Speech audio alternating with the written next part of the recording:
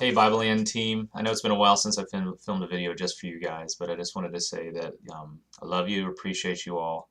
You guys have done such a great job this semester, adapting to some of the new changes, new rhythms in the schedule, and things like that. Bravo, you're doing great.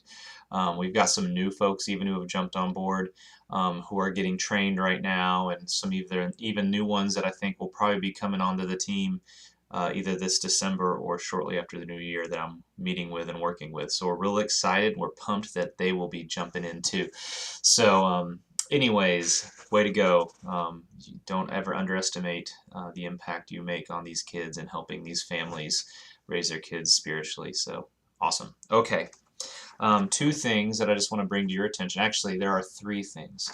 Number one, this Sunday, we will be having Dawn Chemnitz, who is one of our worship leaders. She is going to come visit Bibleland, and during our large group time at both services, she's going to teach the kids a couple of songs. She is going to be planning, or already is planning, a night of worship on December 8th. If you remember this summer, she helped come plan one of those. It was really a neat time on a Friday evening, and she's doing that as well. But she thought it'd be really cool, and I agreed. If we provided a place for the kids to participate in leading as well. We think our kids are important there, and they have every right to help us to usher in. Well, we're not ushering in God's presence. That's not right, but you know what I mean. I mean, just playing an important role there as well. So she is going to teach a couple songs, and she might come back again on December 3rd and do it as well, just as a reminder, as a pickup. But we're happy to have her play a part of that. Donna's real fun, and I think you'll enjoy her as she does that. So that's one thing.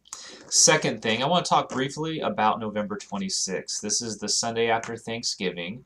Kind of the rule we've always had here at North Central is we will provide as much of a Bible land as we can get people to help with.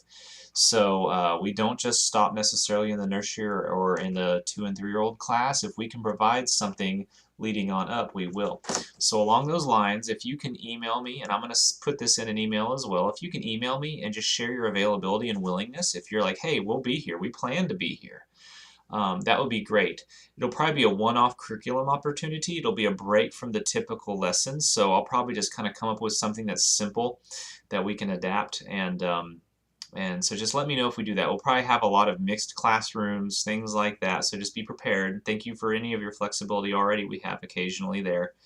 But that's what it's going to look like. So if you just do me a favor and just answer me that email, or send me even one right now after watching this video, that would be very helpful for us to plan. I'm not going to be in a whole lot next week, so if I could have that information by Monday, that would be best so that I can plan accordingly. So there you go. Last thing, obviously heavy on our hearts is the stuff that happened in Sutherland Springs. I just want to let you know that Oak Hills is working to have a better plan for incidents like that, for lockdowns, anything of that nature. As a reminder, in every single classroom by the doors, we do have a little map here, okay, with lockdown procedure down on the bottom, okay? I invite you this Sunday or whenever the next time it is that you are in the classroom to just take a look at that. That's just a good thing every now and then to just go, okay, what is it? What happens? You do need to know that we've kind of gotten off of the habit of having radios and stuff like that in Bible Land and on me.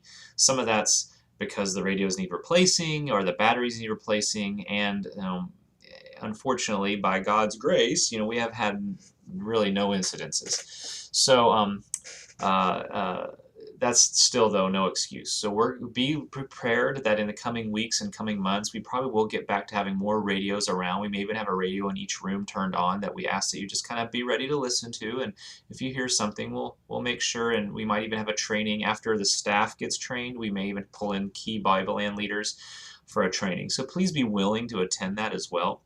I think you'd agree that everybody's safety depends on it. In the interim, a couple things that we can always do. Number one, remember that the back door by the bathrooms is to remain shut at all times. The only people who can come in that door are people with a key card, which is basically staff and a handful of elders.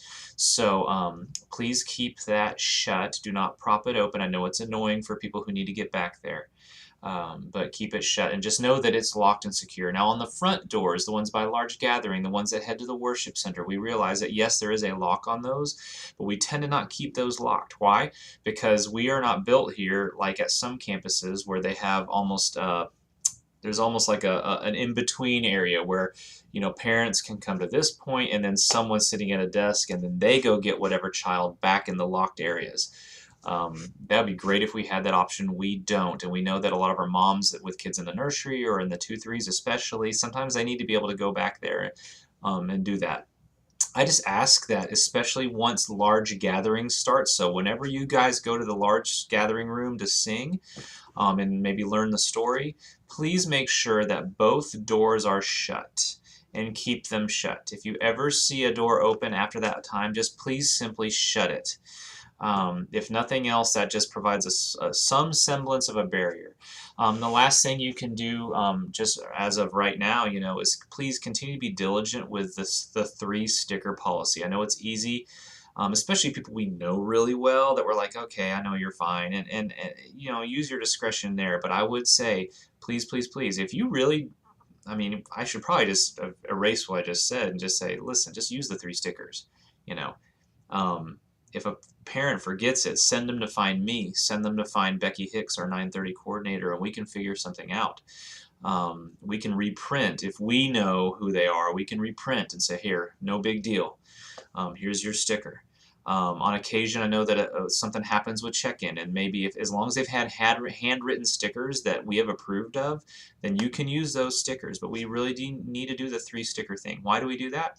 Because we don't want any of our children to get picked up by someone who maybe even legally is not allowed to pick them up. We've only had one situation ever here at North Central where we had like a restraining order kind of deal. That was years ago even. And I let those teachers know, hey, this person cannot legally even pick up this child. I don't care if they have a sticker or not.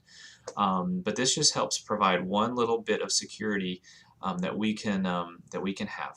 So please, please, just continue to be diligent there. If there's ever a situation, please, like I said, find me, find Becky Hicks. You can even find an elder, someone, and we have forms and we have procedures that we can go through that I will take on or Becky can take on, and then it's out of your hands, and we'll just worry about it from there to make sure that they are who they say they are and they are supposed to be where they say they are. So if we ever have a situation that comes up that arises where there's a mom or a dad or a grandparent or a family member that we say, hey, this person does not need to be picking up the children for any reason, whether they found a sticker or were able to dial in or not, we will tell those pertinent teachers. We will keep it discreet, but we know that head teachers in those rooms is like, hey, this is just what it's going to be. So anyways, it's a bummer that in today's fallen world we got to do that, and it seems like increasingly we have to think about these things, but we'd be remiss not to. So anyways, like I said, stay tuned on maybe some future trainings that are available, and when those dates get announced or those opportunities get announced, I would just please do the very best you can, especially our lead teachers, to clear your calendar. I think you'd agree that it's worth it. So anyways, beyond that, I hope to see many of you on Sunday. If not, have a great Thanksgiving week. Bye.